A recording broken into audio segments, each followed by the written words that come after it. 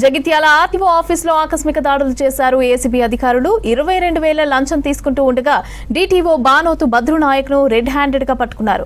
Korutla JCB owner Shashidhar ఫిర్యాదుతో ACB అధికారులు ride చేశారు. ఇక సరైన పత్రాలు లేవని శశిధర్ కి చెందిన జేసీబీని సీజ్ చేయడంతో పాటు అతని ఫోన్ తీసుకుని తిరిగి ఇవ్వడానికి 35,000 లంచం కావాలని డిమాండ్ చేశాడు డీటీఓ.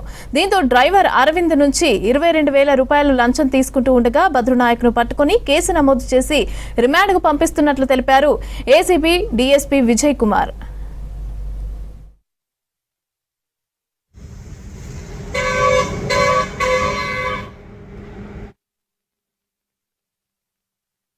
మన జగిత్యాల జిల్లాలో బానోతు భద్రునాయక్ ఆర్టీఓ ఆఫీసర్ గారు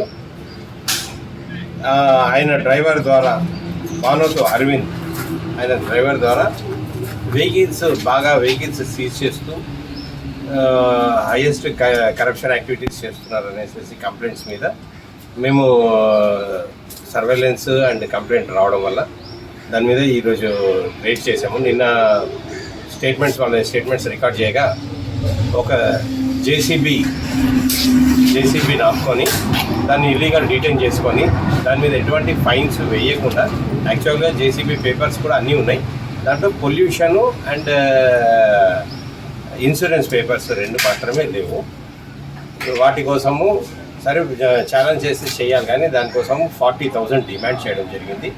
ఆ 40,000 నుంచి వాళ్ళు రిక్వెస్ట్ చేయడం నుంచి 35,000కి సెటిల్ అయింది. అవుట్ ఆఫ్ దట్ 35,000 13,000 మొన్న నైట్ ఏ రోజైతే జేసీబీని సీజ్ చేశారో ఆ రోజు మన బానోతు అరవింద్ ఈయన private driver of the RTO గారు బానోతు భద్రునాయక్ గారికి అతను 13,000 వాళ్ళ దగ్గర నుంచి క్యాష్గా తీసేసుకొని వాళ్ళ 2 సెల్ ఫోన్స్ కూడా అతను హ్యాండ్ ఓవర్ చేసేసుకున్నాడు. ఈ మిగతా 22,000 అమౌంట్ ఏదైతే ఉందో అది ఇస్తే కానీ ఇవ్వనని చెప్పారు. ఈరోజు వాళ్ళు మమ్మల్ని అప్రోచ్ అయ్యి మన 22,000 టింటెడ్ అమౌంట్ తీసుకొని వచ్చి ఈ బానోతు అరవింద్కి ఇవ్వగా అతను తీసుకొని యాక్సెప్ట్ చేసినందుకు రెడ్ హ్యాండెడ్గా మనకు దొరికారు.